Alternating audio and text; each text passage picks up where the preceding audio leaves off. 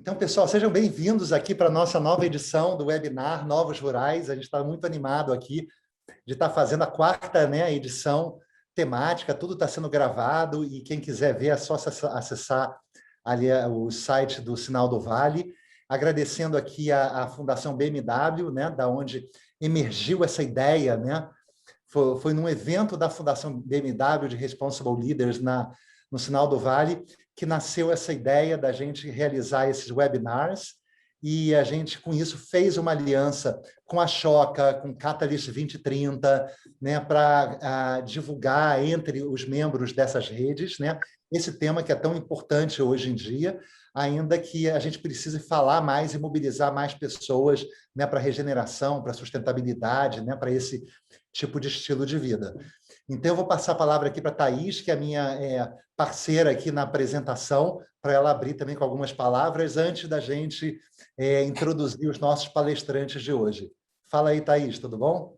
Então, essa nossa iniciativa, que iniciou em março desse ano, no encontro da BMW aqui no Sinal, foi justamente da gente conhecer essas categorias, do que a gente hoje está chamando aí novos rurais, mas são pessoas que estão buscando outros estilos de vida mais saudáveis, dar suporte à economia, a iniciativas de economia regenerativa, do qual eu sou a fundadora e mantenedora de uma, que é o Sinal do Vale, e nós trouxemos aqui, esse é o quarto encontro, e nós trouxemos aqui desde julho, o primeiro foi em julho, essas experiências, essas falas a partir dos próprios iniciadores dela. Agradecer muito a Cláudia Balgratz e ao Roberto Clabin por terem se disponibilizado aqui a estar aqui conosco, e eu acho que a gente pode... eu gostaria de apresentar o Roberto rapidamente. O Roberto é uma pessoa que eu tenho uma grande admiração, de muitos anos como cofundador do SS Mata Atlântica, mas também por ele ter, a partir da própria propriedade que ele herdou da família dele, o Caimã, ter sido o propulsor de um exemplo, de como a gente pode conviver com culturas, como é a cultura pantaneira lá no Pantanal, e formas, e a conservação da biodiversidade, do qual aquele bioma é um exemplo.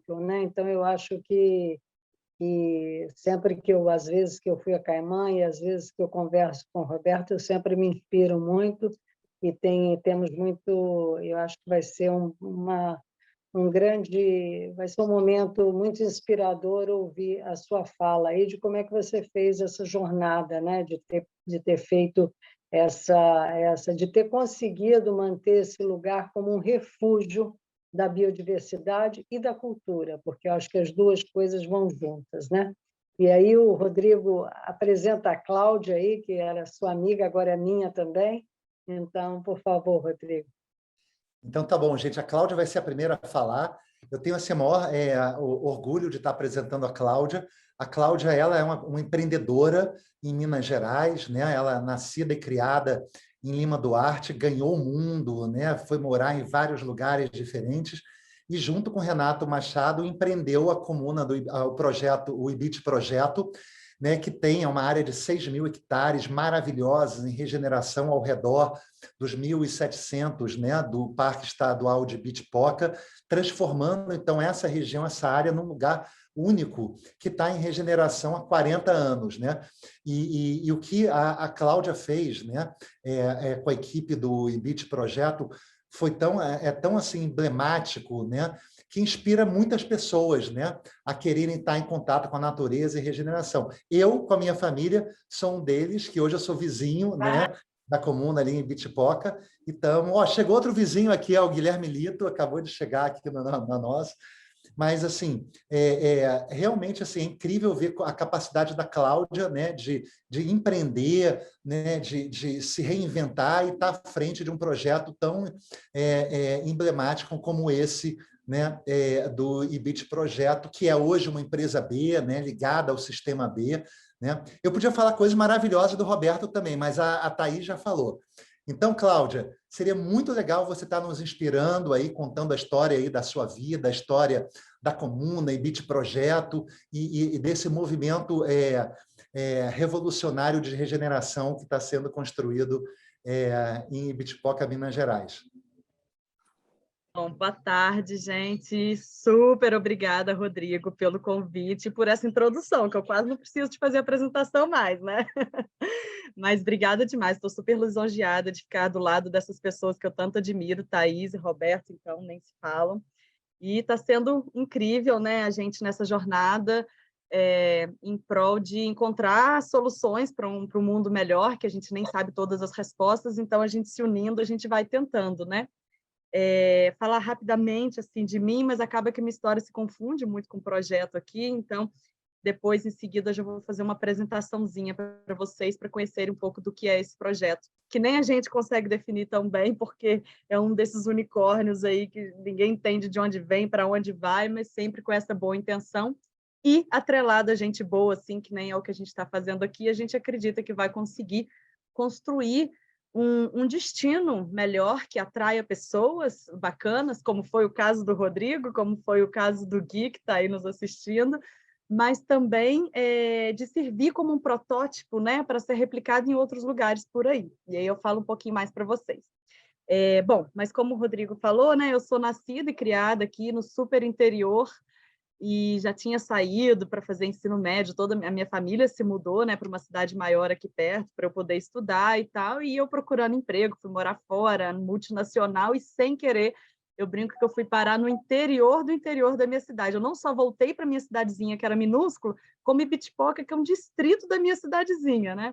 Então, eu brinco que hoje o nosso projeto ele fala muito sobre rewild, né, refauna, e eu fui uma das primeiras espécies reintroduzidas aqui, que eu já não estava mais na região, e voltei justamente por conta desse projeto. E eu acho que a beleza dele está toda nisso. Às vezes, quando me perguntam, porque é um projeto muito fortemente ambiental, que nasceu, né, para aumentar a área de preservação do parque. Eu vou até começar a dividir uma tela aqui com vocês. E hoje a gente viu que o projeto já é muito mais, não é muito sobre meio ambiente apenas, né, entre aspas, ou apenas, mas já é sobre um grande projeto que a gente quer virar, fazer experimentos, né? O que funciona, o que não funciona, que possa ser replicado por aí. Então, a gente fala que é um projeto ambiental, socioambiental e experimental, que a gente quer pensar no mundo melhor, e aí a gente testa de tudo aqui. A gente começou com uma reserva ambiental para proteger a área no entorno do parque, que é um parque lindíssimo, como o Rodrigo falou, mas tem só 1.500, 1.700 hectares, né? Ele é relativamente pequeno, de Mata Atlântica, que é uma mata tão ameaçada, né? Parece que 70% dos municípios brasileiros, a população depende de alguma forma dessa região, e é uma mata que já existe menos de 8% dela, né? Em massivos consideráveis.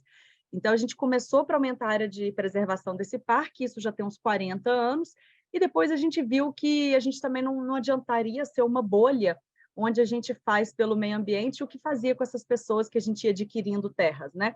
Acaba que é um projeto um pouco parecido com o Sinal do Vale também, de ir conquistando pequenas terras, né, de antigos moradores, e a gente queria preservar essas terras, e a gente até falava no início para as pessoas, continue morando ali, a gente só quer deixar o mato virar, né, tem que tirar o gado, porque senão perdia o propósito, mas também como que a gente segurava essas pessoas no campo se não oferecesse uma outra forma de subsistência, né?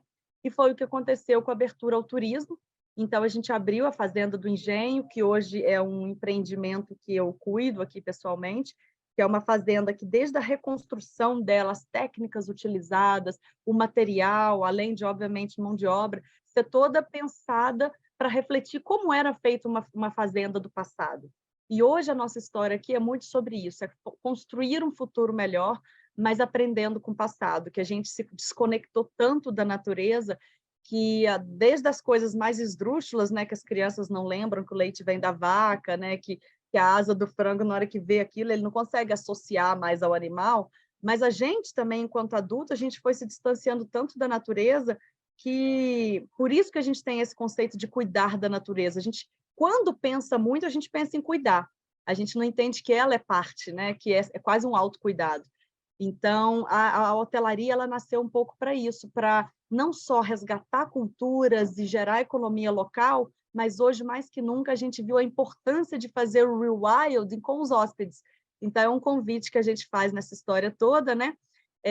A gente hoje pensa em dedicar, né, cerca de 98%, que já é praticamente, hoje, assim, estatisticamente já seria praticamente 100%, com o projeto de rewilding, ou seja, a gente não tem nenhum tipo de produção, nada aqui dentro, a não ser um pouco de alimento, né, para a própria hotelaria, que a gente busca também técnicas e tal de produzir localmente, como era feito no passado, sem agrotóxico, dando ótimos resultados, mas também com o turismo, que é um turismo que a gente busca ser um turismo regenerativo, né?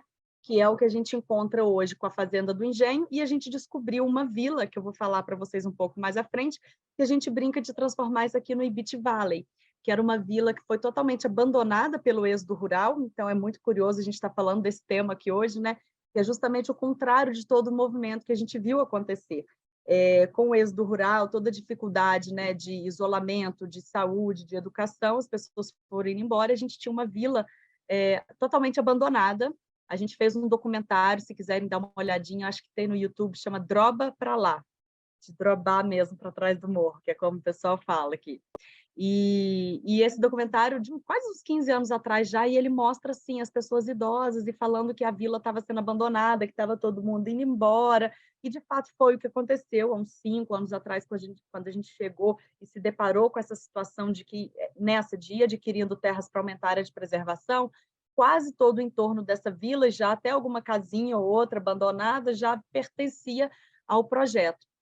E aí a gente, inclusive, isso influenciou a nossa mudança de nome, porque a gente era reserva do Ibitipoca, porque era uma reserva ambiental, a gente abriu o hotel, e aí com essa vila, o advento desse novo projeto, a gente entendeu que era muito mais sobre pessoas do que meio ambiente, porque a gente pensou em revitalizar essa vila, pensando em como seria uma vila do futuro.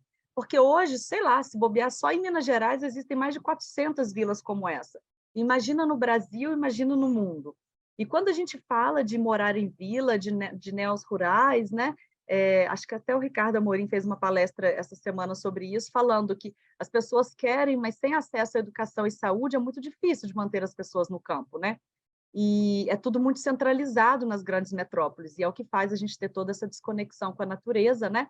E aí o projeto hoje é sobre isso. Deixou de ser reserva, porque não era só ambiente, foi para comuna, porque a gente viu que era muito mais sobre pessoas, e hoje a gente fala que é um projeto, porque é sobre o planeta agora. A nossa pretensão, os nossos sonhos são muito grandes, mas a ideia é que a gente consiga prototipar, testar e encontrar pequenas soluções que possam ser replicáveis em outras vilas pelo mundo para segurar essas pessoas no campo e descentralizar as grandes metrópoles e conseguir fazer com que as pessoas tenham uma vida melhor, né, em todos os âmbitos. Então, esse daqui é o mapa do nosso projeto, né, na parte central, o parque, no entorno à área. Hoje a gente já tem 4 vezes o tamanho do parque estadual. Falando aqui um pouquinho da nossa mudança de nome, a nossa trajetória passa muito por essa evolução do conceito do que hoje a gente chama de projeto, porque a gente não achou nenhum nome melhor, porque realmente é uma coisa ainda sem muitas classificações, né? E hoje a gente fala que o que une esse projeto é... Assim, a nossa grande missão é ser um lugar onde floresça a felicidade. Por quê? A gente se inspirou muito no modelo do Butão. O Butão tem, inclusive também, quem quiser procurar, não está familiarizado, tem uns vídeos incríveis e tal, explicando. É um país que ele entendeu que só medir o PIB, entender o sucesso econômico como sucesso de um país já não era mais suficiente. A gente vê hoje os casos, né? Estados Unidos, pela primeira vez na história, reduzindo alguns números interessantes que eles tinham, que remetem à qualidade de vida, no entanto, teria, teoricamente, uma ótima economia. Mas o Butão não, ele entendeu que a felicidade é o topo, e para chegar à felicidade você tem 9 pilares. E aí, nesses pilares, você tem que considerar educação, saúde, arte, meio ambiente. Então, por isso, hoje a gente brinca de gerir o projeto como se fosse um mini país. E o Butão é a nossa grande inspiração, então a gente busca, inclusive, calcular o PIB para entender, né? Então, essa é a nossa ideia, de ser um lugar que possa ser replicável, e a felicidade é o nosso grande goal aqui, encontrar esse caminho, né? e a gente sabe que nele a gente tem toda essa questão que a gente vai, né, todo mundo acho que está aqui nesse seminário certamente está muito envolvido nesse tema da regeneração, que certamente ele não passa pelo consumo e fazer tudo como é feito hoje, né? Então, a gente veio criando desde então diversas formas e técnicas de melhorar um pouco isso, né? Eu vou até passar rapidinho, que isso aqui é bem batido, mas desde as nossas construções na hotelaria, o jeito de produzir alimentos, as nossas escolhas em ter um restaurante vegetariano, é um desafio que a gente vende, teoricamente, é uma palavra que a gente não gosta muito, mas querendo ou não, né, é um público muito altamente exigente, então ele nem sempre está pronto para essas coisas. Mas a gente está testando, então a gente tem um restaurante que é vegetariano, o outro é só de comida regional, local, o outro é com um famoso chefe que veio e fez todo o design do nosso menu, mas com ingredientes produzidos na região, resgatando, fazendo releituras de receitas regionais, né? A gente está testando os carrinhos elétricos e já aproveitando para dividir e compartilhar com vocês as nossas dores. Como eu disse, é um projeto experimental, a gente não sabe as respostas, né?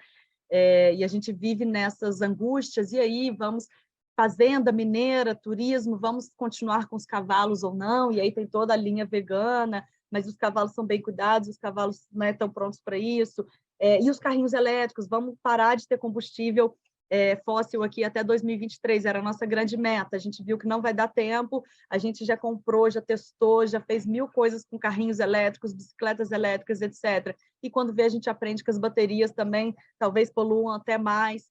Então, por isso que a gente fala, né, somos experimentais, porque a gente não tem essas respostas, né? Compartilho aí as dores, se alguém tiver ideias, porque somos uma obra aberta e a gente está testando, mas assim, ninguém acho que no mundo sabe todas as respostas, né? Estava até ouvindo o Krenak hoje, ele falando muito, ele sabe as ideias para adiar o fim do mundo, não para consertar isso tudo, né? Então, a gente também está tentando encontrar algumas respostas que amenizem. E aí, dentro de tudo isso, a gente também tem os projetos, né? O principal hoje nosso é a Refauna, a gente tem algumas parcerias com vários órgãos, né, governamentais, instituições não governamentais, universidades, para reintrodução de algumas espécies, algumas delas ainda em processo de licença, que é uma das maiores brigas que a gente tem aqui, infelizmente, acaba sendo contra o Estado, em prol de fazer o bem para todos, né, para o planeta, que é um só, não é para um estado nem para outro. Então, assim, a gente já teve o muriqui, por exemplo, que a primeira vez que a gente avistou ele, existiam 15 deles, e a gente não tinha licença para fazer nada, veio a idade, o tempo, depois veio a febre amarela, e eles foram praticamente extintos, restaram só 2 machos, né? Então, foram praticamente extintos, e aí, ao longo de todos esses anos, finalmente conseguimos licenças, etc., e hoje a nossa espécie mais emblemática. O muriqui, ele é o maior macaco das Américas, é uma espécie endêmica, né, da Mata Atlântica. Hoje existem menos de 900 dele na natureza, então ele é praticamente, né, está muito degradado à extinção. Existem 12 grupos, apenas 4 viáveis, e a gente está tentando criar um outro grupo aqui que favoreça um pool genético para distribuir e tornar os outros grupos viáveis também. E o muriqui, ele tem uma coisa muito interessante, ele tem várias coisas muito interessantes, é uma espécie de grande aprendizado para a gente, porque é uma espécie que não existe macho alfa, e as espécies convivem muito bem entre elas. Então, é uma espécie que deveria até ser mais estudada do ponto de vista sócio e psicológico também, como as abelhas, assim, só para eu não me estender muito, mas também quem quiser, tem o MIB, MIB, Muriqui Instituto de Biodiversidade, que é uma ONG que a gente ajudou na criação e hoje apoia quem toca esses novos projetos aqui, e que são dados incríveis, eles são super amorosos por não ter o macho alfa, a fêmea ela copula com todos os machos, e aí para evitar problemas de consanguinidade, ela tende a migrar, e nesse desmatamento ela fica isolada numa mata, às vezes seguindo um grupo de bugio, alguma coisa assim, na melhor das hipóteses, e eles não se reproduzem. Então é um problema seríssimo, e eles, por ser o maior macaco das Américas, a gente falando de serviços ambientais, a gente sabe que nenhum outro poderia substituir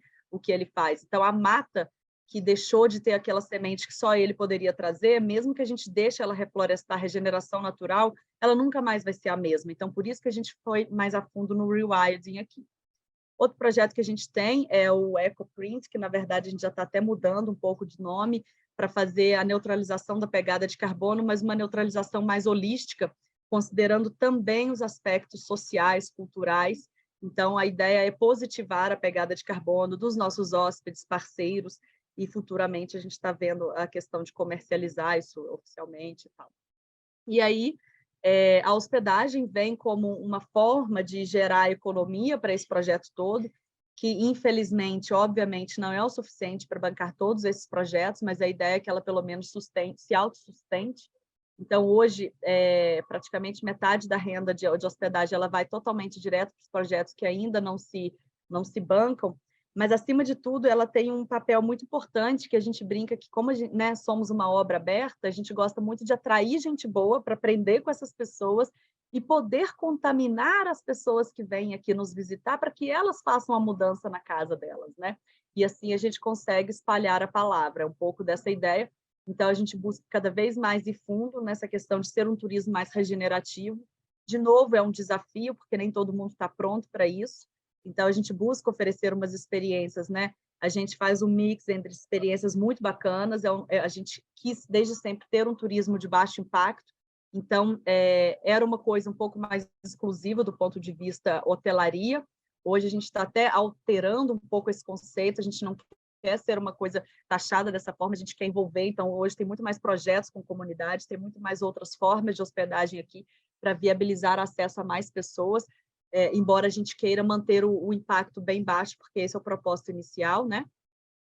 E aí, falando um pouco do projeto também, e formas, a gente viu que na pandemia a gente, sim, atraiu muita gente boa para morar aqui, né? Que nem era o intuito inicial, e tudo aqui acontece muito organicamente, mas com isso a gente acaba atraindo muita gente bacana também, né? Para agregar ao projeto. Então, hoje a gente tem pelo menos, nunca nem parei para contar, mas deve ter quase uns 15 tipos de empreendimentos diferentes aqui dentro, de pessoas que se mudaram para cá. A gente tem o maior campeão brasileiro de mountain bike e downhill, e ele largou toda a vida dele na cidade e ele mora aqui. Eu brinco que ele é o maior exemplo de vida realmente sustentável. Ele só anda de bike, nem que seja 100 km por dia, ele anda, e ele vai no curral do senhorzinho, ele toma o leite lá, e aí depois ele ajuda esse senhorzinho a melhorar o queijo dele, e aí ele guia os turistas, e aí ele faz o mel, ele faz o licor de jabuticaba na época da safra. E assim isso gera um encantamento para os nossos hóspedes, que vão levando um gostinho, né? Vão sendo mordidos por essa formiguinha desse lifestyle que a gente busca oferecer aqui, de produzir tudo organicamente. Esse é o nosso famoso da bike, por coincidência. Aqui é o Muriqui. Então, dentro da hotelaria, a gente busca ter esse tipo de experiência que privilegia esse tipo de lifestyle. A gente se inspirou muito nas Blue Zones, não sei se vocês já ouviram falar. Foi feito um estudo com pequenas vilas pelo planeta fora, onde as pessoas tinham uma longevidade maior. E alguns do que eles encontraram em comum nessas pessoas, nesses centenários, nessas vilas, a gente tenta replicar aqui, que é, obviamente, se exercitar, ter uma qualidade de vida bacana, viver perto de quem você gosta, uma alimentação mais saudável, geralmente com menos carne, mais com coisas sazonais, etc. e tal. Então, a gente busca replicar isso na nossa hospedagem. Por exemplo, a gente não tem refrigerante. Um restaurante do Village, que é um hotel, ele é todo vegetariano. No Lodge, ele não serve carne de vaca. Então, a gente vai tentando encontrar uns caminhos, né? De novo, nem todos a gente sabe, então algumas coisas a gente está em processo ainda de transição. E a gente acredita muito, só para aproveitar que a gente tem essa foto aqui, né, da Ecstasy, que ela veio do Burning Man. A gente tem 7 esculturas dessas, e a gente também busca incentivar muita cultura aqui, né? Atrações culturais. A gente fez um festival de cinema aqui, a gente elegeu os 10 melhores documentários sobre a região, foi muito bacana. A gente estimula muito essa coisa das artes. E tem uma frase que eu também gosto muito do Schopenhauer, que ele fala muito que a vida é um pêndulo, você está sempre oscilando entre a insatisfação, a dor, você está sempre com alguma dor, e aí você satisfaz essa dor, e aí você entra num estágio que você volta para trás procurando outra dor. Então, quando você forma, você quer comprar uma casa. Quando você compra uma casa, você quer ter filho. Você quer casar, depois você quer ter filho. E aí você vai nesse pêndulo que você nunca fica satisfeito. E a única forma de pausar esse pêndulo é a natureza ou a arte. Então, inspirado nisso, né, além de muita natureza, a gente busca também trazer muita arte para esse local.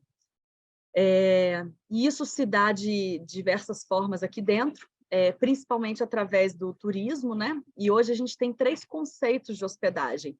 Um em um engenho lodge, que eu falei para vocês um pouco, que é a fazenda, que a gente abriu lá atrás, e depois a gente abriu também o village, que eu vou passando um pouquinho só para eu não demorar muito na nossa conversa. A gente abriu o village e abriu também o remote, que são hospedagens no meio do nada, que são boas para quem quer realmente ficar mais isolado, com mais contato ainda na natureza. E todas elas sempre com isso em comum, esse acesso a uma gastronomia bem diversa. A gente tem 3, 4 tipos, né, de cozinhas aqui dentro, e todas elas permeiam o aspecto de valorizar o que é local. A gente está cada vez mais procurando usar mais as punks, valorizar não só os ingredientes, mas a cultura, né, como era produzido antigamente em termos de técnicas, em termos de receitas, e tudo isso para oferecer uma experiência bem interessante. É um desafio fazer isso de uma forma refinada, bacana, né? E aí a gente abriu recentemente a Life School, que é uma alternativa para as crianças dessa vila, que foi ficando abandonada e tinha pouca criança, mas as que tinham até hoje ainda sofrem muito, tem que levantar 4h30 da manhã, pegar uma van, uma Kombi, viajar por 1 hora e meia. Então, assim, a gente acredita que o índice de aprendizagem também vai ser, né, muito debilitado. E aí a história é a gente se inspirar na natureza, realmente ser uma escola sem paredes. Isso ficou muito forte de novo com a pandemia, quando a gente começou a ter mais gente se mudando para cá, né? Tipo, o Rodrigo comprou uma terra aqui do lado, virou nosso vizinho. Aí o Gui também já está vindo para cá, daqui a pouco a Mel começa a frequentar a escola.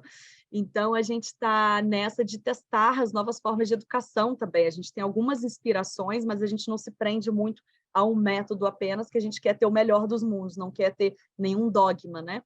Então, é um projeto muito legal, que as crianças realmente aprendem ao ar livre, com a agricultura, com o muriqui, com as artes, mas sempre com apoio pedagógico real, nada assim, só recreativo, né? A gente procura incentivar muito o uso de bike. A gente tem quase uns 300 quilômetros de trilhas aqui dentro, e a gente cobra, inclusive, uma taxa de carbono para quem quer utilizar carro aqui dentro, porque a ideia é valorizar o uso da bike ou a pé. E depois, carro, a gente, né, tenta fazer essa taxa que vai direto para o MIB, que é a ONG que cuida dos projetos de refauna, para tentar compensar essa pegada aqui dentro. Enfim, tentei falar um pouquinho rápido para não ficar muito maçante, mas essa é um pouco da nossa ideia, né, que é criar um projeto, testar coisas onde a gente possa replicar em outros lugares do planeta. Então, a gente não quer construir uma escola para 400 alunos, a gente quer construir uma escola que a gente consiga tornar ela viável para 4. Então, talvez a gente tenha que tirar a palavra escola da definição para começar, né? Não sei. Mas, enfim, a gente está nessa linha de testar muitas coisas. Com isso, a gente vem atraindo, né, muita gente interessante, interessada, que vem nos contribuindo. Espero que vocês também se sintam um pouco inspirados e possam também contribuir com a gente de alguma forma nessa construção aí. Obrigada. Obrigado, Cláudia. Maravilhosa apresentação, super obrigado, muito inspirador. E vamos, antes das perguntas, né, passar para a apresentação aqui do Roberto, e aí depois a gente faz as perguntas para os dois. Isso. Muito bem. Bom, boa tarde a todos. Muito obrigado, Thaís, pela sua introdução à minha pessoa e suas palavras. Eu queria agradecer a todos a presença hoje aqui, agradecer ao Rodrigo também, e dizer o seguinte, para começar, essa experiência de Bitipoca, para mim, ela é marcante, porque é algo que eu, como Caimã, estou anos-luz atrás desse processo, no que tange a você imaginar... Não, Cláudia, é que você imagina um complexo todo de atividades e de relacionamentos e tudo mais. Mas a coisa que é similar a Bitipoca e a Caimã é a história de ser um laboratório. Nós somos um laboratório. E isso é interessante porque eu me lembro, eu depois explico como é que eu comecei tudo isso aqui, mas eu me lembro quando eu fundei a SOS Pantanal. A SOS Pantanal foi fundada porque a gente queria, aqui no Pantanal, promover boas práticas, fazer com que as pessoas do entorno soubessem que era possível conversar, pensar o desenvolvimento do Pantanal de uma outra forma, mais sustentável e tal. Mas, como vocês sabem, a grande parte das pessoas que estão aqui são muito conservadoras, né? Então, era muito difícil fazer isso. Já começamos com o problema de criar um negócio chamado SOS Pantanal. Então, a primeira crítica veio, por que SOS? O Pantanal não está ameaçado. Obviamente, está muito ameaçado, mas as pessoas não entendem assim. E depois, a dificuldade de conversar com essas pessoas. E eu me lembro que muitas pessoas, de uma certa maneira, se dirigiam a mim da seguinte forma, olha, você não é pantaneiro, você é paulista, segundo, você não precisa desse projeto, dessa fazenda para viver, você tem outros meios. Ou seja, era sempre uma maneira de, vamos dizer assim, diminuir o interlocutor, né? E, obviamente, aquilo que ele gostaria de desenvolver como um tema novo. E eu dizia para as pessoas o seguinte, olha, eu não sou pantaneiro de nascimento, mas sou por opção, logo sou muito mais importante que você. Segunda coisa, eu tenho, graças a Deus, meios de conseguir desenvolver isso aqui como um laboratório, e vocês todos deveriam aprender com os meus erros e os meus acertos, de maneira a poder entender como é que a gente pode desenvolver o Pantanal de uma outra maneira. E essa é, sem dúvida nenhuma, a minha luta aqui no Pantanal. É uma coisa contínua e eu posso dizer que eu tenho muita felicidade de ter encontrado uma pessoa que se chama Tereza Bracha. A Tereza Bracha, mulher do Cândido Bracha, que foi presidente do Itaú, ela é uma fazendeira aqui também e ela mudou o jogo. E eu vou contar para vocês como é que ela mudou o jogo depois. Mas eu quero voltar agora um pouco para trás para contar, basicamente, como é que eu comecei todo esse negócio, né? Para mim, essa aqui é uma relação muito pessoal. É uma relação de, sei lá, de alguém que veio aqui pela primeira vez com 10 anos de idade, a uma fazenda que pertencia à minha família, que chamava-se Miranda Estância, era uma fazenda enorme. E eu cheguei aqui no inverno, em julho, e fiquei abismado com a beleza do lugar, com o calor que fazia, com a quantidade de biodiversidade, araras voando para tudo que era lugar. Eu fiquei apaixonado e, principalmente, com a liberdade que eu tinha aqui dentro. Com o passar dos anos, minha família tomou a decisão de separar a fazenda entre os familiares, porque era uma fazenda enorme, e nós fizemos, então, uma divisão, um sorteio, e me coube, por muita sorte, o pedaço que era a antiga sede da fazenda. E aí eu comprei um outro pedaço, juntei e criei a Estância Caimã, que tem 53 mil hectares. Então, quando eu criei a Estância Caimã, eu fiquei pensando, bom, essa fazenda agora ela foi dividida em vários pedaços, né? A antiga fazenda Miranda Estância. Eu tenho certeza que cada um dos meus primos vai procurar desenvolver a sua fazenda de uma maneira diferente. E isso vai, obviamente, causar um impacto maior em relação à questão das florestas, do ambiente, da planície. O que eu posso fazer para tentar manter uma parte da fazenda como aquela parte que eu vi quando eu tinha 10 anos de idade, quando esse lugar aqui era realmente tão selvagem e tão inacessível. Então, eu encomendei um estudo para a Universidade de São Paulo. O pessoal da Exalc preparou um estudo para criar uma reserva ambiental dentro da Caimã, que ficaria separada da área de pecuária e que seria uma área importante, e foi escolhida uma área muito importante, depois eu mostro no mapa da fazenda para vocês, porque é uma área de transição entre o Cerrado e o Pantanal. A Caimã ela está exatamente nessa zona de transição, e essa área, que hoje seria, vamos dizer assim, extremamente interessante para pecuaristas, porque eles, obviamente, derrubariam toda essa mata de transição para poder engordar o gado e fazer, então, um ciclo completo no Pantanal. O que eu fiz foi pegar toda essa mata e transformá-la nesta reserva. Pois bem, aí eu comecei a pensar, bom, eu tenho essa reserva criada, eu estou falando disso em 1985. A fazenda foi dividida em 1983, em 1985, 86, tinha acabado a criação dessa RPPN, que não era RPPN ainda, era uma reserva, que estava já mais delimitada, e eu comecei a pensar, bom, Pantanal sempre foi um dos lugares mais lindos que eu vi na minha vida. Será que esse lugar aqui é só para pecuária? Então, eu pensei, não, Pantanal é muito mais do que só isso. E aí eu pensei, bom, vou para a África. Naquela época, em 1986, não havia conceito algum de ecoturismo, não havia nada, havia safaris na África. Eu fui para a África, fiquei ali um mês andando para cima e para baixo e me inspirei em alguns lugares, principalmente um hotel chamado Mala Mala, que fica em Sabi Sands, na África do Sul, que é uma propriedade privada colada no Kruger Park.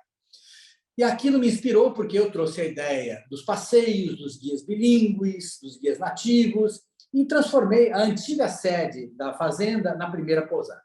O que isso causou? Isso causou um furor, primeiro entre os vizinhos e entre a minha família.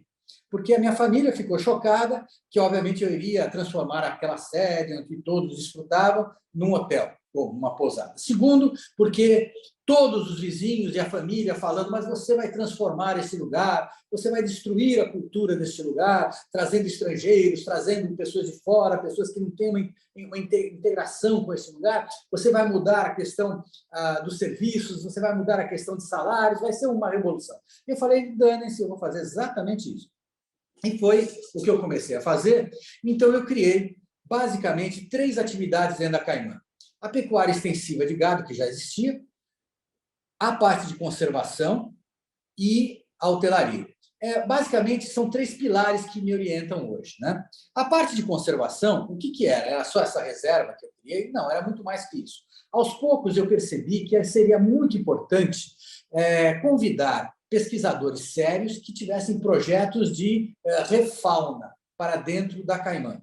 O primeiro projeto que eu convidei foi o projeto Arara Azul, que chegou aqui com a professora Neiva Guedes, e ela é uma das pessoas mais importantes aqui no Pantanal. Por quê? Porque ela efetivamente tirou a arara azul da lista de animais em extinção e ainda são animais ameaçados, mas ela, graças ao trabalho todo dela aqui, ela conseguiu recuperar uma população de 2.000 animais, à época em que ela viu, para hoje mais de 5.000 no Pantanal.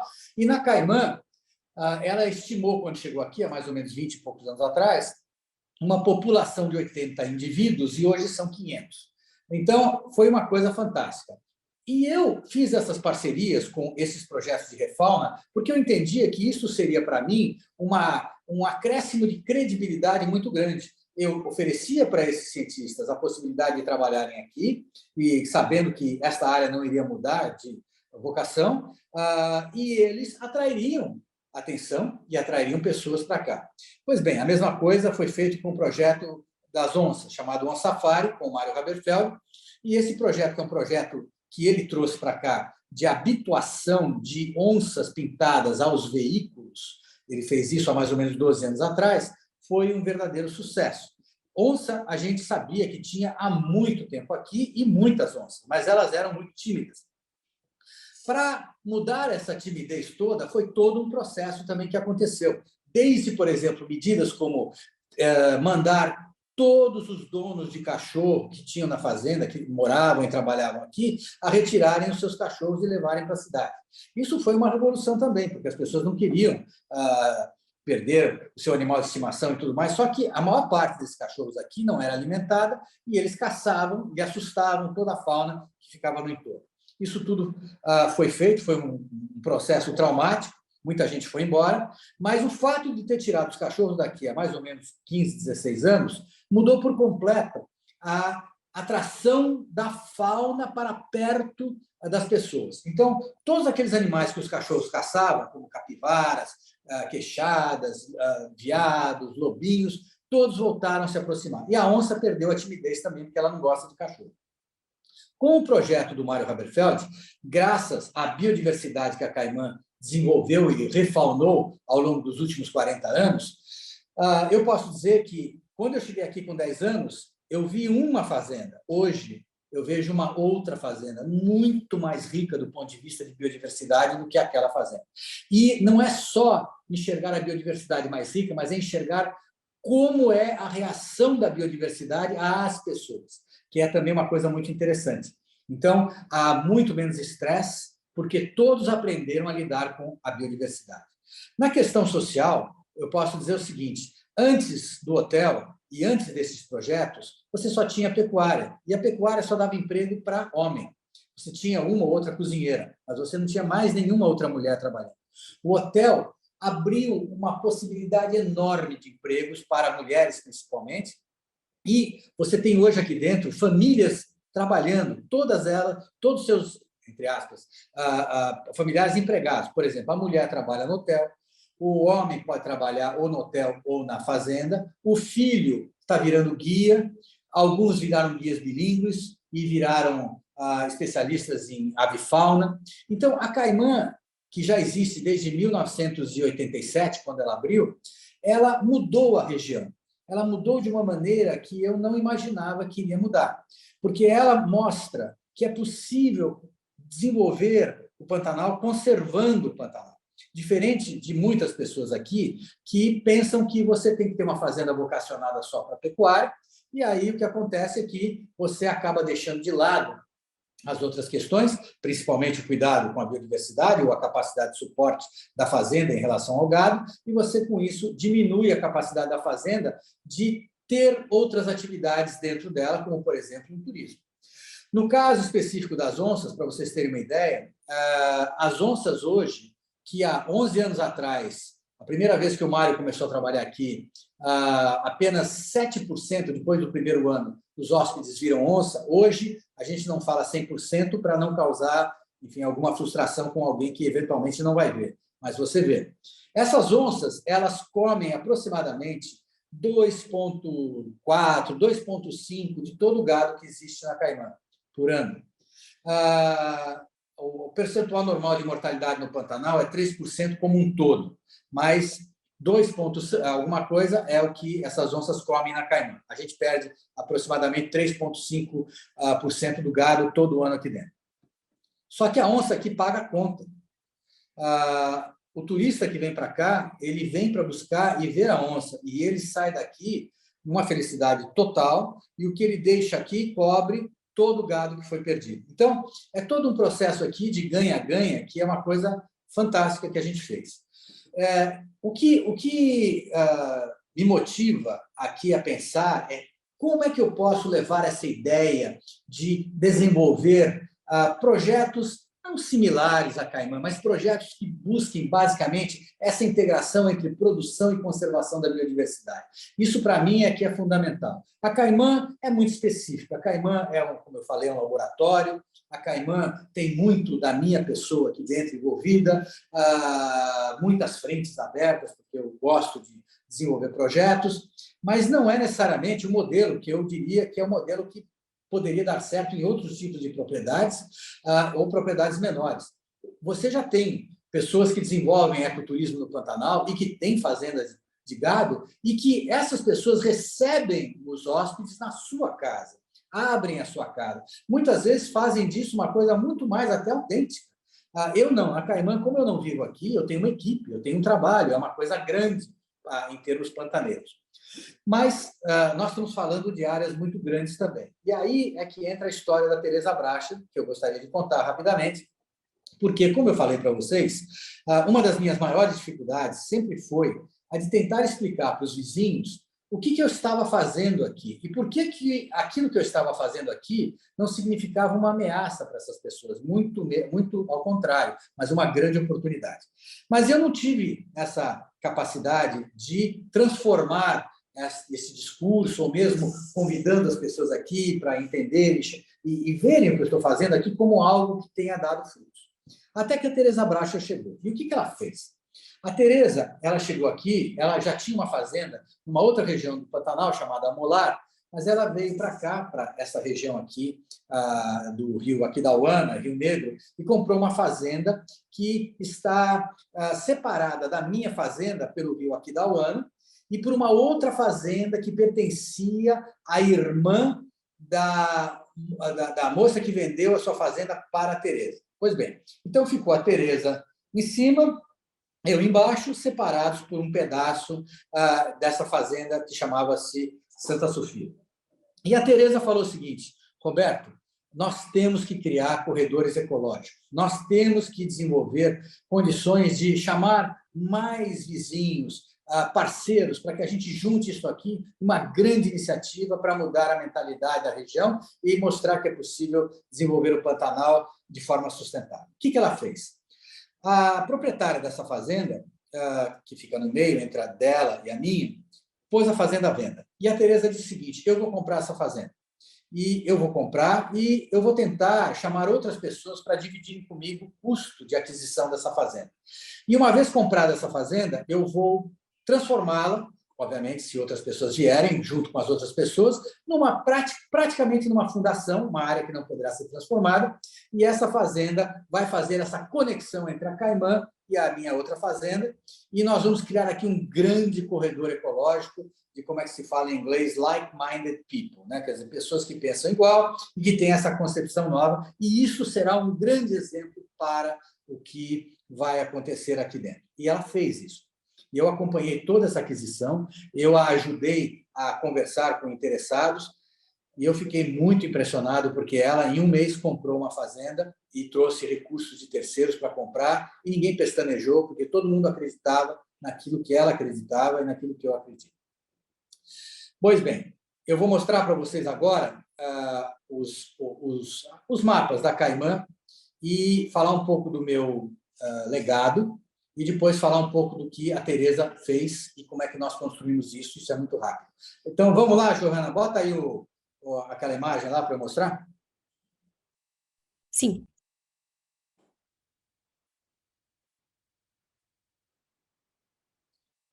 Vamos lá. Próximo, né? Sei lá se vai sair. Então, isso aqui que vocês estão vendo é a Caimã, tá certo? Várias cores aqui. Basicamente, o roxo é a área de reserva legal, a área mais ou menos bege são as áreas de campos nativos, as áreas mais claras verdes são as áreas de campo formado, e você tem essa área grande aqui chamada RPPN reserva, né? Essa é a tal da reserva que eu criei com a ajuda da USP, quando essa fazenda foi dividida. Então, essa reserva hoje ela tem 5.600 hectares. E minha mulher e eu definimos que nós vamos deixar um legado para as futuras gerações, e nós vamos destacar um pedaço da Fazenda Caimã e transformá-lo nesse legado. Nós criamos um instituto que chama IMARC, Instituto Mariângela e Roberto Klabin, para o qual nós vamos doar essa área, e no futuro, obviamente, embora doada essa área tal, você continua tendo as atividades por toda a fazenda, mas essa área doada estará, vamos dizer assim, devidamente protegida no futuro contra herdeiros, contra herdeiros de herdeiros e tudo mais, que a gente sabe como é que é a vida. E a ideia é buscar, uma vez criada essa área, formas de desenvolver a sua autossustentabilidade, além de criar um fundo de perpetuidade para ela. Então, mostrar só o próximo slide, que deixa mais claro o que seria essa divisão. Então, a minha ideia é desenvolver uma área que vai ficar com aproximadamente 16 mil hectares. Na realidade, vai ser um pouco maior, eu vou acrescentar mais uma área dentro dela, mas o que vai sobrar da Caimã, como eu conheço hoje, são esses 36 mil hectares, que é uma fazenda onde todo o turismo funciona, e também funciona dentro da área da RPPN, mas amanhã, se a RPP não, dessa futura área que eu vou destacar, mas se amanhã essa área não tivesse mais, vamos dizer assim, uma relação com a Caimã, do ponto de vista de atividades, o turismo poderia continuar existindo exatamente onde ele existe hoje, e também a pecuária extensiva de cortes também. Então, eu crio duas áreas muito interessantes. Uma área fica com quase 17 mil hectares e outra vai ficar com 36 mil hectares. Esse é o meu legado, esse é o meu objetivo, é o projeto que eu estou desenvolvendo. Vamos agora para o próximo slide, que é 5P. 5Ps é o seguinte, nós, fazendeiros da região, depois que a Tereza comprou a Fazenda Santa Sofia, criamos vamos dizer assim, um instituto chamado 5Ps. O nome não acho fantástico, mas tudo bem. Pantanal, Pecuária, Produtividade, Preservação e Parceria, né? Então, o que é isso aí? Vamos olhar o mapa aí, vamos para o próximo. Olha que interessante.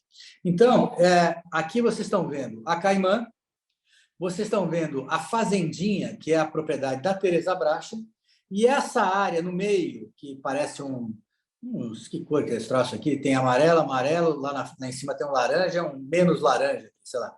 Então, essa área é a tal da Fazenda Santa Sofia, que tem 34 mil hectares.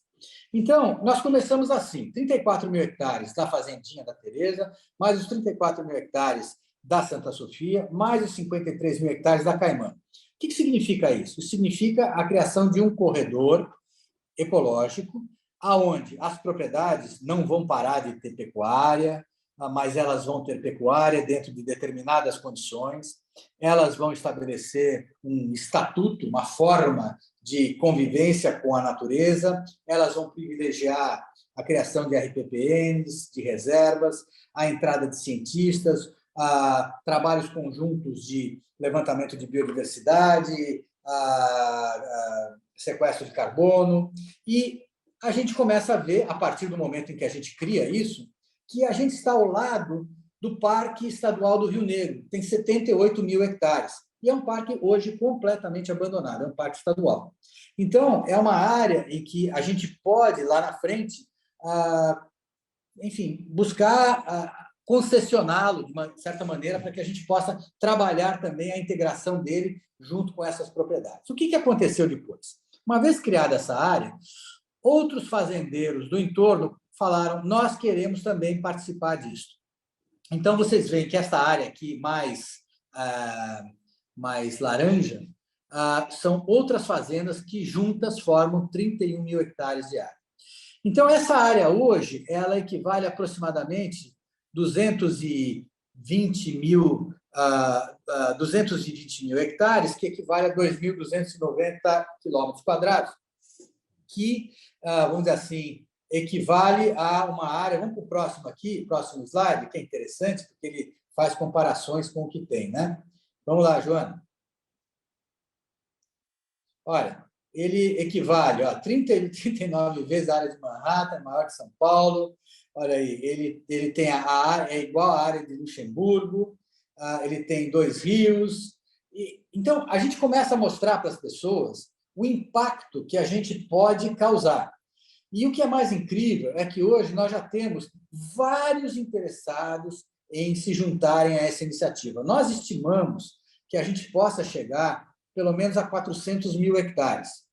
E isso muda o jogo na região. Por quê? Porque é a iniciativa privada que está desenvolvendo esse projeto, que está, vamos dizer assim, mostrando um novo caminho de desenvolvimento do Pantanal, onde a gente está mostrando que o Pantanal é extremamente sensível, onde nós estamos nos opondo à entrada de plantação de grãos dentro da planície pantaneira, porque, por incrível que possa parecer, hoje já existe a ameaça de plantio de soja dentro da planície pantaneira, e nós, graças a esse grupo criado, estamos trabalhando junto com a SOS Pantanal toda esta ação contrária a esse tipo de coisa. Então, juntando vários stakeholders numa iniciativa como essa que vocês estão vendo, e lutando para recuperar as nascentes dos rios que nos banham, como é o caso do Rio Miranda, aqui da Uana, Rio Negro, muito importante isso. Segundo, nós estamos trabalhando do ponto de vista de advocacy, de lobby, para impedir o ingresso da soja na planície pantaneira, dado que o impacto disso seria terminal para o Pantanal, né? E nós estamos também mostrando para os novos entrantes no Pantanal que é possível a gente desenvolver as propriedades pantaneiras de uma outra maneira, sem tirar delas as características que elas têm de compatibilizar essa biodiversidade, essa beleza com exatamente a produção. O Pantanal nunca vai ser tão produtivo quanto o Planalto, né? Mas o Pantanal tem esta condição de ser muito mais do que apenas uma área de pecuária, e sim uma grande área de turismo que o Brasil poderia promover, pois o Pantanal é um destino hoje de observação de onça-pintada, por exemplo, no Rio Jofre, no Mato Grosso, Caimã. Isto é algo que é inacreditável. Eu acabei de voltar da África, onde eu fui novamente a me inspirar em projetos novos, e o Pantanal está na mira de todo mundo, ou seja, aqueles turistas que já foram à África várias vezes, aqueles que já viram tigre na Índia, eles querem ver a onça. E onde é que você vê melhor onça no Brasil? No Pantanal. Mas não é só onça que tem no Pantanal, você tem uma infinidade de vida no Pantanal, e o nosso papel é de tentar conservar isso e criar, de uma certa maneira, para terminar a minha conversa, uma verdadeira arca de Noé aqui, que resista, se possível, às mudanças climáticas, né? Da melhor maneira possível, mas que resista à estupidez humana, para que, daqui a alguns anos, quando essas áreas todas forem muito valorizadas por serem naturais, e por terem ainda essas condições de encantar, para que as pessoas, então, aí passem a nos imitar e passem a aprender, né? Diz que tem 3 formas de aprender, né? Uma é por observação, uma é por imitação, e uma é por experiência. E a única que é dolorosa é a experiência. Nós estamos passando aqui pela experiência, né? Aprendendo no nosso laboratório, mas temos certeza que a gente vai poder inspirar muita gente pela frente. É isso, gente. Muito obrigado.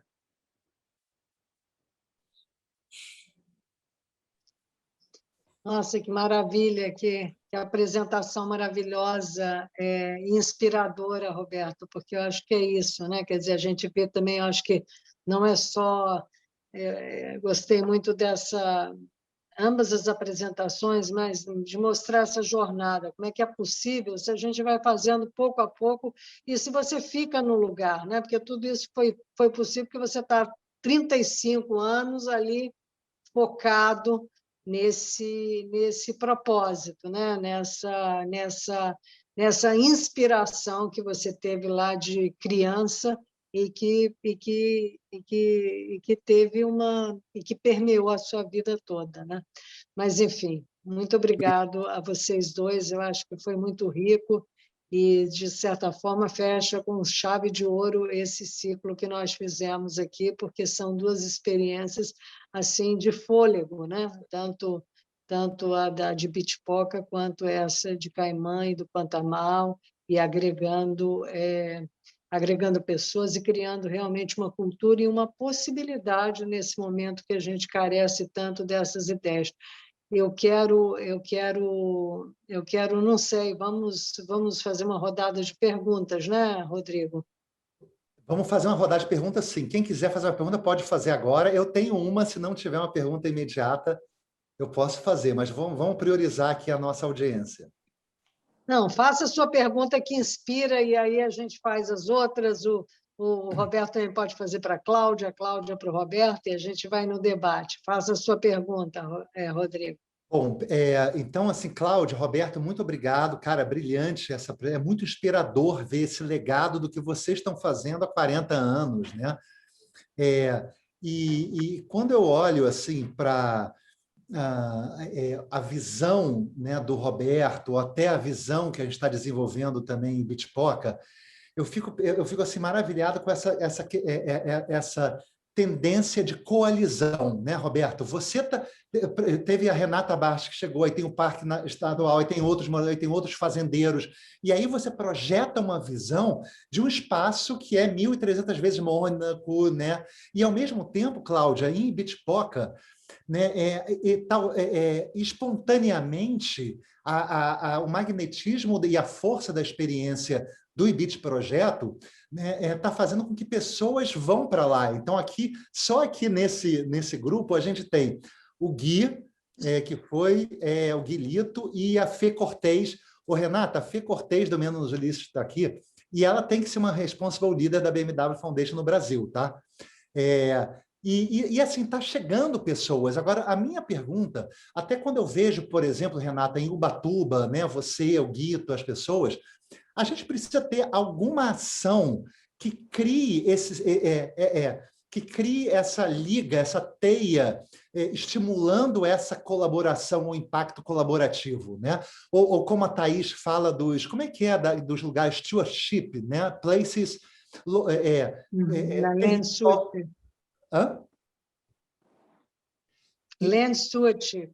Land Stewardship, quer dizer, como a gente cria... A minha pergunta para vocês, e aí vale pela intuição, Cláudia, Roberto, mas também Gui, Fê, como a gente dá esse passo de criar esse tipo de coletivo, Land Stewardship, compartilhando uma visão, atraindo pessoas que vão estar trabalhando, vamos dizer assim, mais de uma forma orquestrada em defesa para o desenvolvimento de um território?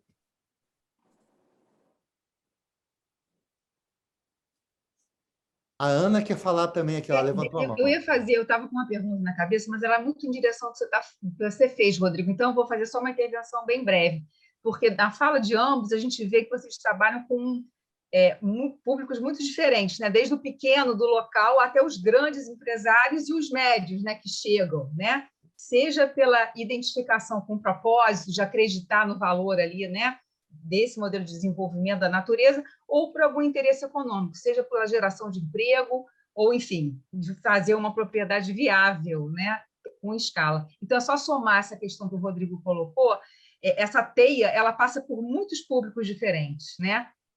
O que une isso e quais seriam as linguagens também para poder fazer isso funcionar? Que a agenda é essa comum, né? Mas respeitando, obviamente, as peculiaridades e os interesses, né? Então, é nessa linha, Rodrigo. Obrigada.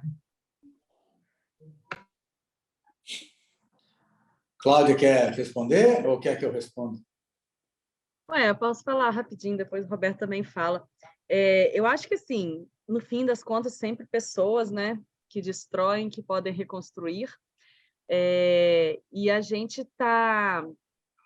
É muito complexo, porque são várias, né, são várias camadas, várias teias, e a gente hoje, só agora, a gente está melhorando um pouco esse trabalho, onde a gente consegue dialogar com vários ecossistemas diferentes, né? Porque a gente está falando, que é o caso do Roberto lá, com o pantaneiro local, que tem questões dele, que nem sempre ele queria aquilo tudo, ele queria ter o cachorro dele.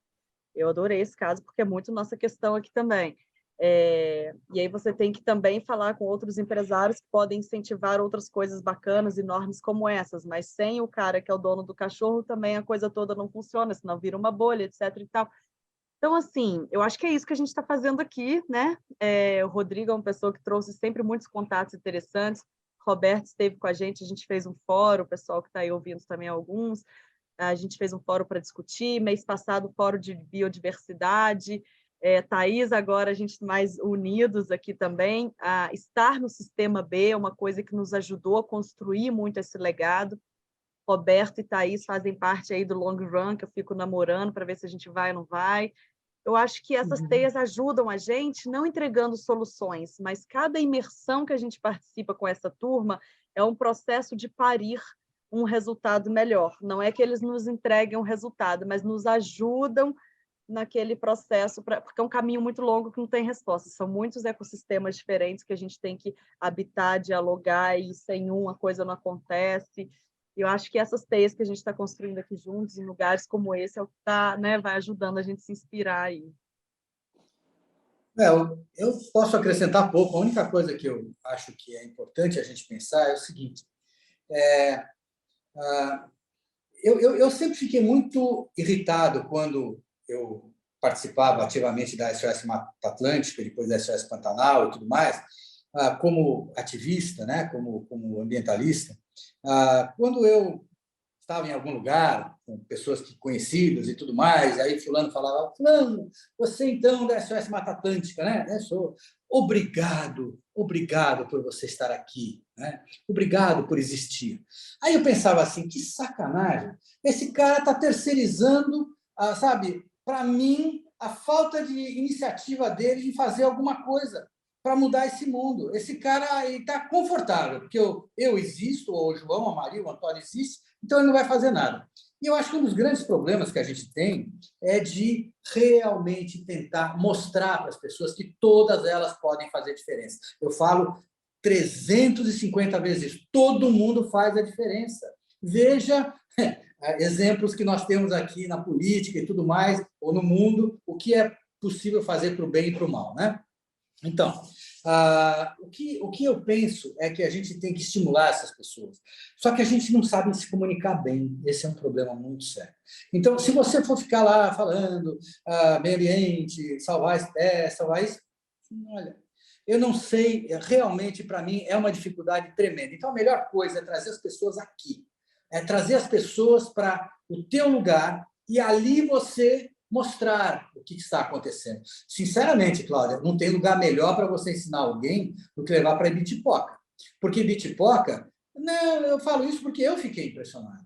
Ibitipoca, o cara vai lá ver, o que é esse troço aqui? É uma vila abandonada que os caras estão transformando um negócio todo. Podia ser, tipo assim, um quadrado lá de Trancoso, essa vila que vocês têm ali, entendeu? Dá para fazer coisas incríveis, mas com uma outra cabeça. Mas a gente se inspira vendo essas coisas, sabe? Então, eu acho que o que nós temos que fazer é garantir que as pessoas nos conheçam, mas ali, tem que ir lá para o lugar. Eu nunca vou me esquecer, na Klabin, de um diretor, isso quando meu pai já tinha morrido, eu tinha acabado de entrar na Klabin, tinha 23, 24 anos, e o diretor comercial da Klabin falou para mim uma coisa, falou: Roberto, o melhor lugar para a gente vender a Klabin, quer dizer, os produtos da Klabin, é trazer as pessoas para visitarem a fábrica, os nossos plantios e tudo mais.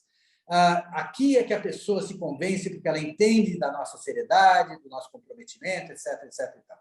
Então, eu acho que o que a gente tem que fazer é buscar motivar, trazer grupos, e sabe, Thaís, construir grupos de pessoas que têm algum interesse, pessoas que que vão se tocar com essas coisas. Elas vão chegar aqui, ou vão para Ibitipoca, e vão ver isso e vão falar: nossa, é possível. E eu não estou falando apenas do ponto de vista de, agora não, Thaís, eu estou querendo que você traga grupos que venham para cá para aumentar o número de visitantes meus aqui pagantes. Não é isso que eu estou falando.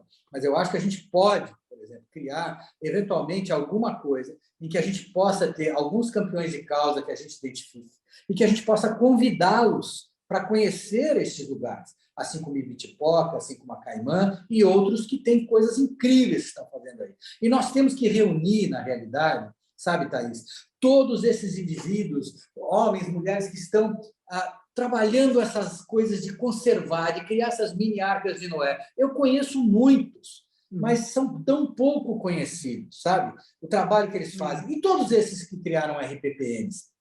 Hoje nós já temos, acho que, quase 1 milhão de hectares no Brasil de RPPNs, né? Quer dizer, é algo fantástico. E essas pessoas sabem que, em geral, a RPPN é o sonho do instituidor e o pesadelo do herdeiro, né? Então, você tem que ensinar essas pessoas a como não causar um problema na vida da família, que depois vai causar um problema para essa RPPN, etc, etc. E tal. Então, eu sou pela inspiração, sabe, managing by walking around, enxergando by walking around, visitar, estar presente, conhecer.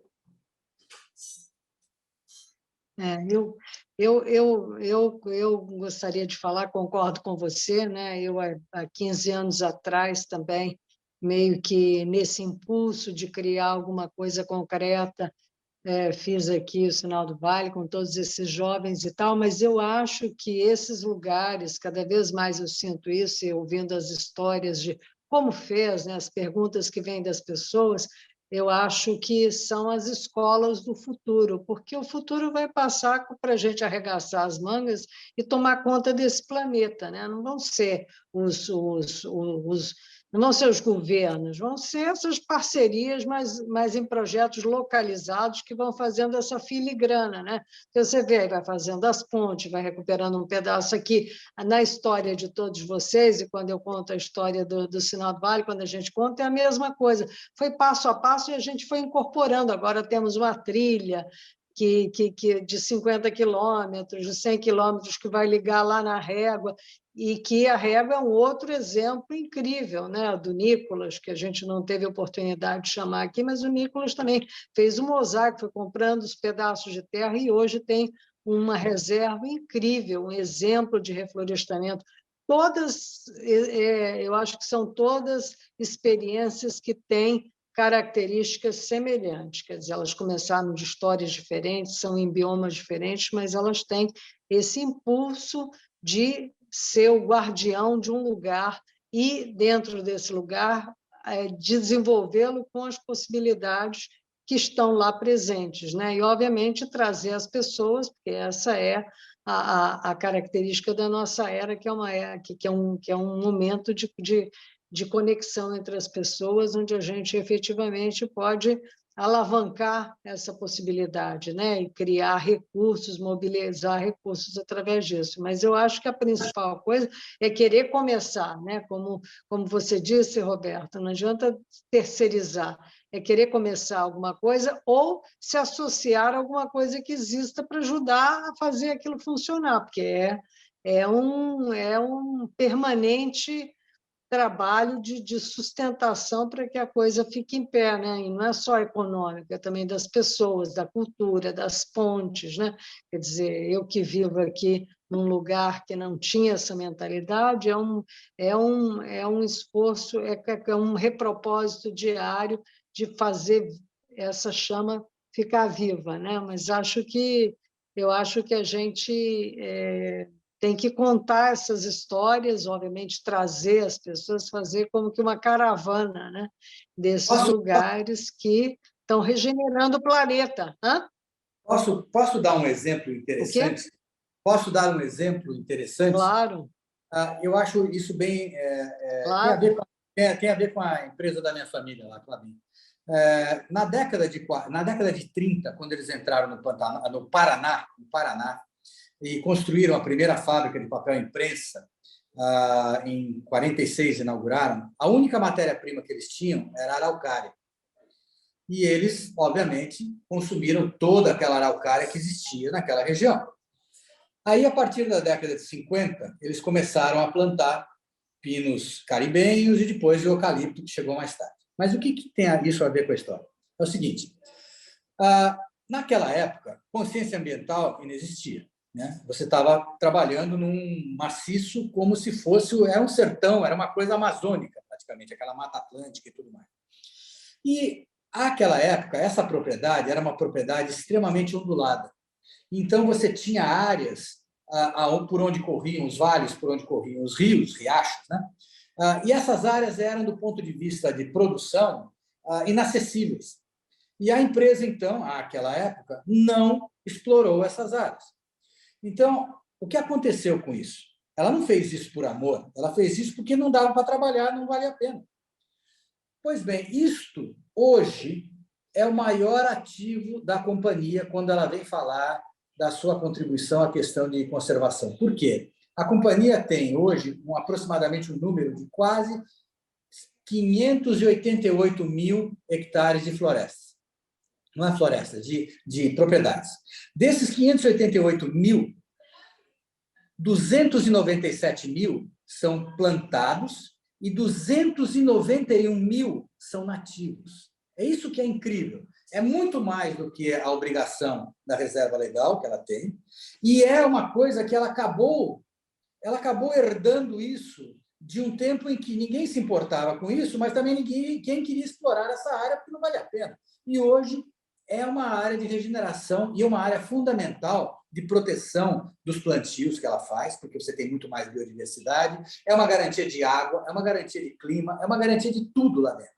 Então, eu estou dando esse exemplo porque é interessante como você vê que coisas que não foram pensadas lá atrás, hoje são, vamos dizer assim, o orgulho do indivíduo que bota lá, meu ESG, eu tenho esse negócio e tal. É incrível isso. Então, são coisas para a gente conhecer, são coisas para a gente ver e aprender. Hoje, você vai falar com a companhia, todo mundo tem um orgulho enorme dessa área. Mas se eles soubessem que há 80 anos atrás isso não valia nada para eles, só que hoje vale. Então, é interessante a gente ver esses exemplos e pensar naquilo que nós estamos também tentando plantar. Só que nós estamos plantando essas coisas já valorizando essas coisas. Agora, como é que a gente leva essa mensagem para as outras pessoas? E eu acho que aí é só efetivamente o efeito demonstração, visita e, não sei, eu acho que é por aí. Concordo. Maravilha. Gente, tem mais uma pergunta aqui da Fê Cortez, que botou no chat, mas, Fê, se você quiser, pode falar, fazer a pergunta direto, por favor. Oi, gente. Então, a minha dúvida é o seguinte, a gente está falando aí, né, de propriedades e de modelos que uma pessoa, ou uma família, ou algumas pessoas compram áreas grandes para preservar, né? E aí eu fico pensando até em Ibitipoca, onde a gente comprou uma área bem pequenininha, que tem a do Renato, mas não está ligado no corredor. Como é que a gente sensibiliza uma população que está ali, você olha o entorno do Renato, está devastado, né? O gado devastou a região. Então, assim, tem muito... E são pessoas que dependem daquilo para sobreviver para o dia a dia, com um preço de leite muito, muito barato, que não ganham muito dinheiro, mas que devastaram, outros que botam veneno na plantação, e são os casos assim do entorno. Como é que a gente sensibiliza essas pessoas que estão ali lidando com a terra para essa mudança, assim, que não têm essa visão do que está acontecendo, essa visão macro, que eu já ouvi falar. Ah, mas se eu reflorestar, começar a reflorestar, acaba a minha água, porque as mudas chupam a água e aí acaba a minha água aqui. Eu já ouvi isso lá em Bitpoca, de gente falando isso para mim. Então, como é que a gente traz esse modelo? Porque o modelo de grandes empresários, grandes pessoas físicas que juntam amigos ou sozinhas, têm o dinheiro para comprar 297 mil hectares, são poucos no Brasil, né? Assim, perto da quantidade que a gente tem de pequenos proprietários, com 50, 30, 100, 200 hectares ali, que estão trabalhando no dia a dia. Então, eu queria ouvir um pouco de vocês, se vocês têm alguma experiência, se vocês têm alguma visão de como a gente pode sensibilizar essas pessoas que não vão ver a curto prazo essa mudança acontecer, mas que ela vai ser fundamental, porque senão a médio e longo prazo elas também não vão mais existir. Então, nem os filhos vão conseguir mais sobreviver daquelas terras. E eu fico sempre pensando nisso quando eu penso em Bitpoca. Então, se vocês puderem compartilhar, agradeço.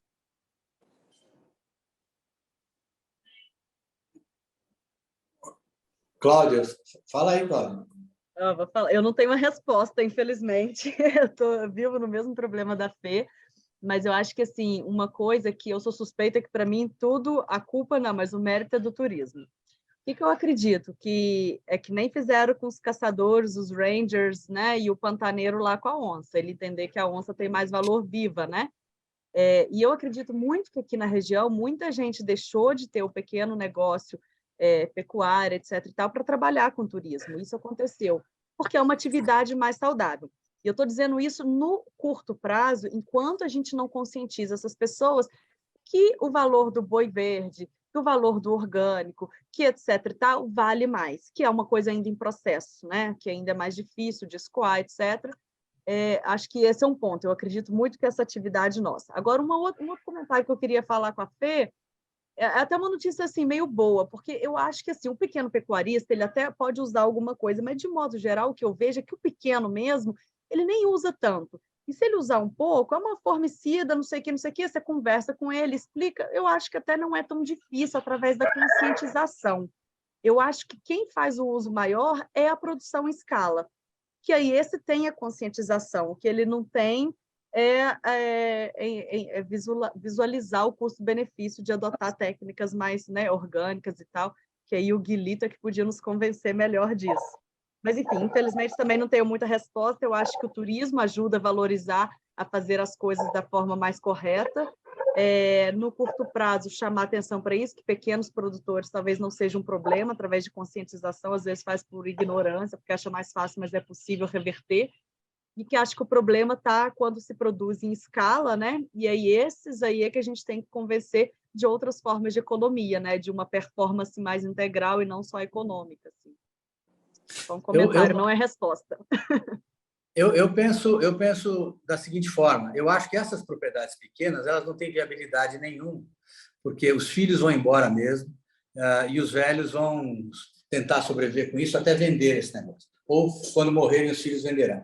Mas eu acho que talvez uma forma de se pensar em conservar essas áreas, conservar ainda a propriedade dessas áreas com essas famílias, seria, por exemplo, identificar aquelas áreas que são estratégicas para, vamos dizer assim, o entorno. Então, por exemplo, em Bitpoca tem áreas ali que os seus vizinhos podem estar em áreas de mananciais importantes, podem estar em áreas ainda de florestais que poderiam ser recuperadas, que poderiam recuperar mananciais.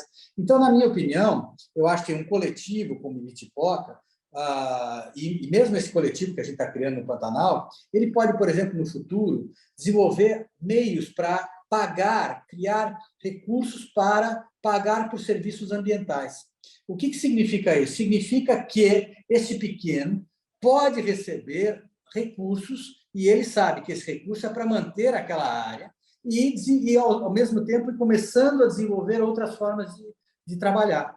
Então, eu acho que é um incentivo do grande para com o pequeno. Isso não ocorre no Pantanal, nós não temos propriedades lá de 200, 300 hectares, é tudo muito grande. Mas em áreas como essas áreas, como a própria Bitpoca, eu acho que essa é uma forma de se pensar, de se criar um fundo de endowment, né, de perpetuidade, com doações de terceiros. Não estou falando que o pessoal de Bitpoca só tem que fazer isso, mas criar um fundo que fala o seguinte, gente, eu não consigo ficar comprando terra eternamente. né? E eu, inclusive, quero que essas pessoas morem aqui. Mas, para fazer isso, eu preciso de recursos para motivá-los a mudar, melhorar a maneira como eles trabalham, como eles geram recursos, mas eu também quero uma componente ambiental importante, que é a criação dessas zonas de buffer zones em volta das propriedades e tudo mais, sempre com foco na água. Eu acho que isso é o mais importante. Muito bom. A Renata quer fazer uma pergunta também, mas adorei esse conceito, Roberto, dos coletivos, né? Como criar esse coletivo em Bitipoca, ou em Ubatuba, ou nessas áreas que estão virando clusters, né? Que estão atraindo pessoas, né? Renata, pode fazer a pergunta.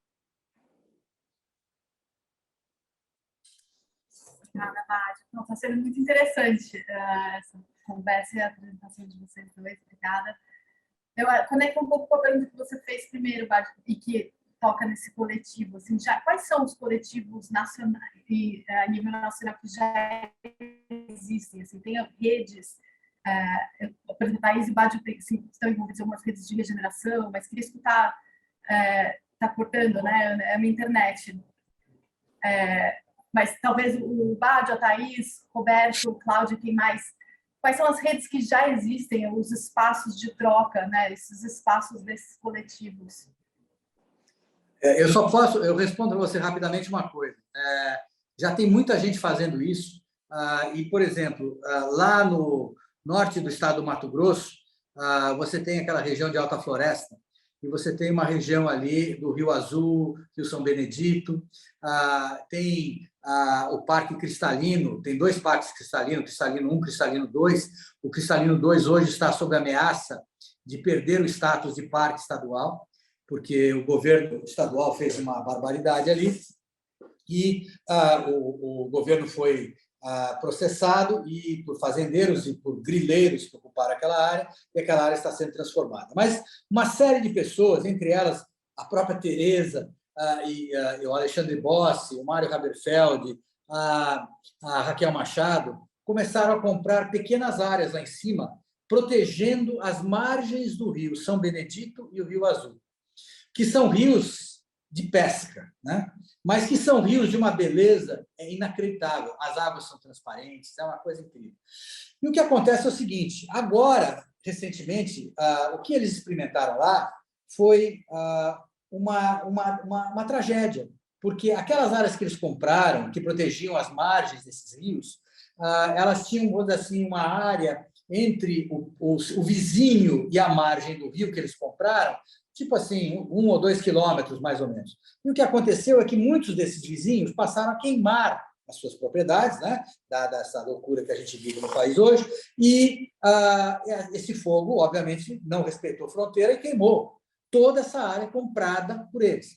Agora essa área vai ter que se regenerar e tudo mais, mas eles estão pensando na criação desse coletivo, no sentido de pagar para esses fazendeiros e dizer o seguinte, olha, eu quero que você separe aqui uma área que você não tem soja ou qualquer coisa, que é a sua reserva legal, por exemplo, e eu pago para você manter essa área que faz exatamente esse buffer zone entre o teu plantio ou a tua área aqui e a minha área, e eu vou buscar recursos para fazer isso aqui. Então, esse pessoal está começando a pensar essas novas formas de motivar as pessoas. Lamentavelmente, esse tipo de gente se motiva só com grana, não tem jeito. Mas, a partir da grana e a partir do impacto que isso vai causar, eu tenho certeza que essas pessoas lá na frente vão passar a enxergar isso da mesma maneira como o pessoal da Klabin no passado não queria nem saber, só não destruiu aquela área lá porque aquela área era uma área que economicamente não valia. E hoje é o maior tesouro que a Klabin tem. Então, no futuro, essas áreas serão um tesouro para esses proprietários, porque elas serão valorizadas também. Então, eu acredito que esse é um caminho, não é o caminho, é um dos caminhos para a gente buscar fazer isso. Mas eu acredito que, sem dúvida nenhuma, quanto mais a gente tem esses coletivos de pessoas que pensam igual, que estão interessadas e motivadas a procurar recursos, dinheiro não falta, faltam bons projetos, falta credibilidade para que o doador possa dizer, ok, então para você eu posso doar e sei que você vai garantir que esse recurso seja aplicado na ponta e tudo mais. Então, eu enxergo isso com muitos bons olhos. O problema é que, lamentavelmente, a destruição nesse país ela acontece a uma velocidade que é muito difícil da gente administrar.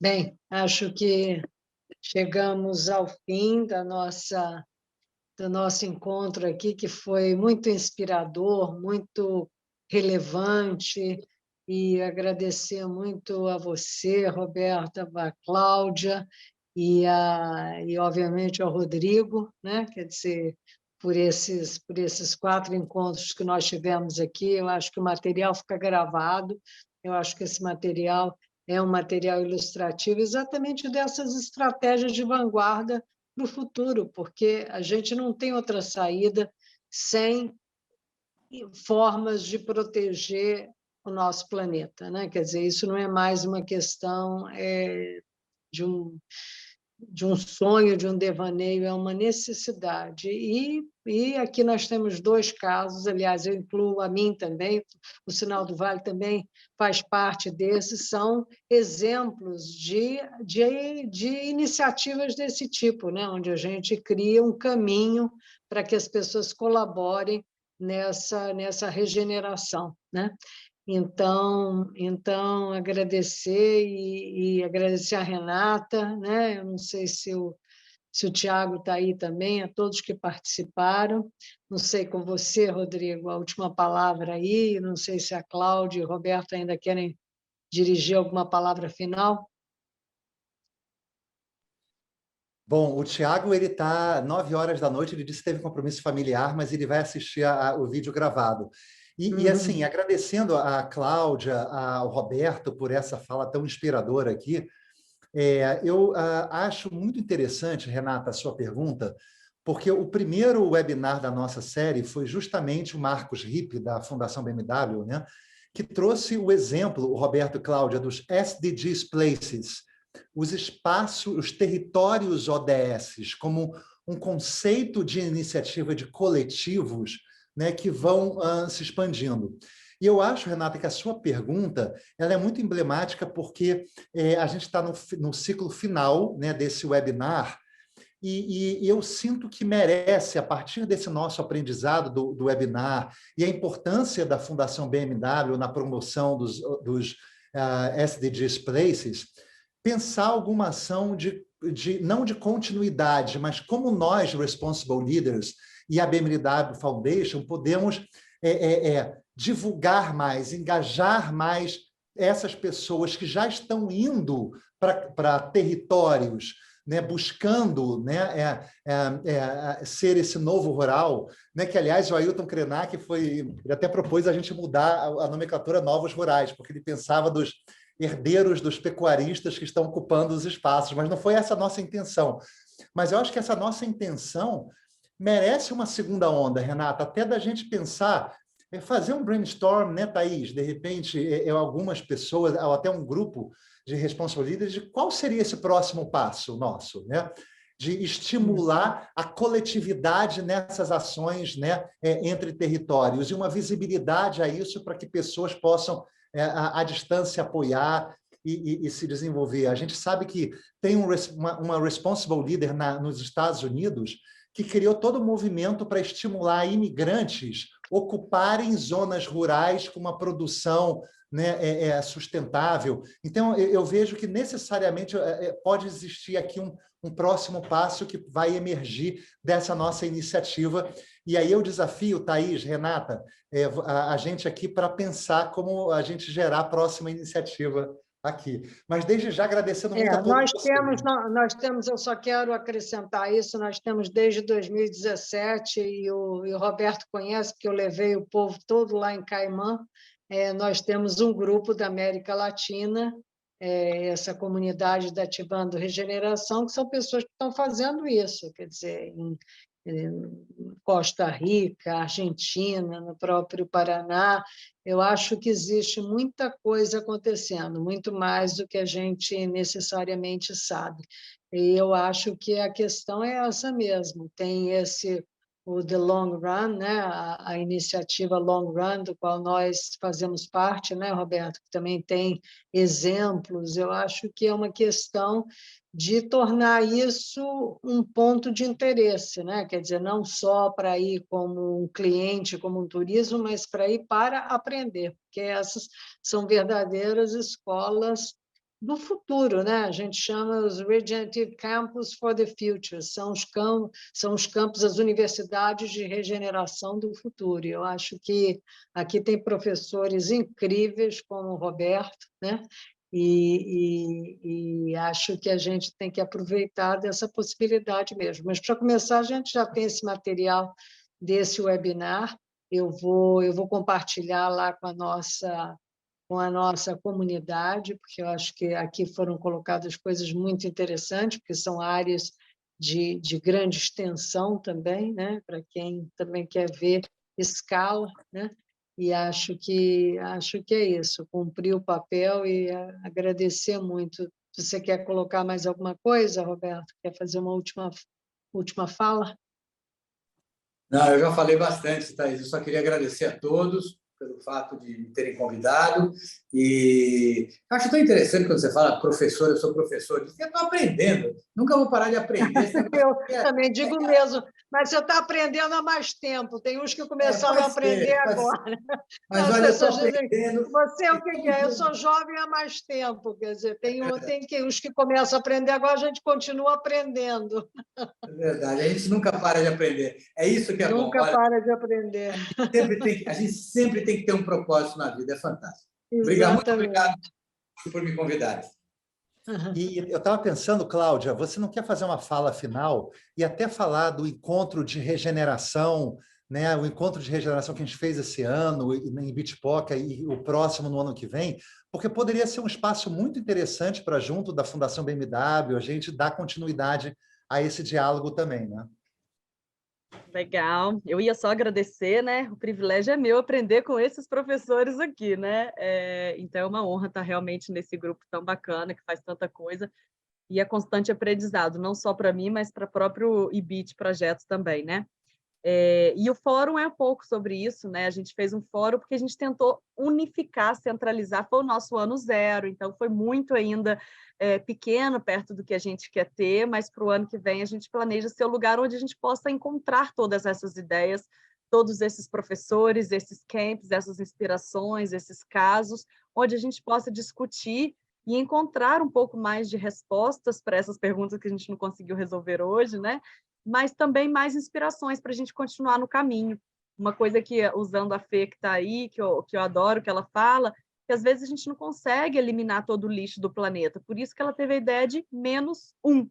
Vamos tirar um copinho plástico do caminho, assim, né? E aí cada um fazendo um pouquinho, e acho que o fórum é um pouco sobre isso, trazer todo mundo junto para essa mesa e se inspirar com essas ideias e aprender juntos.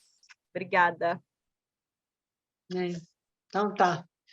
Está finalizada a nossa sessão. Muito obrigada a todas e a todos, e até a próxima, né?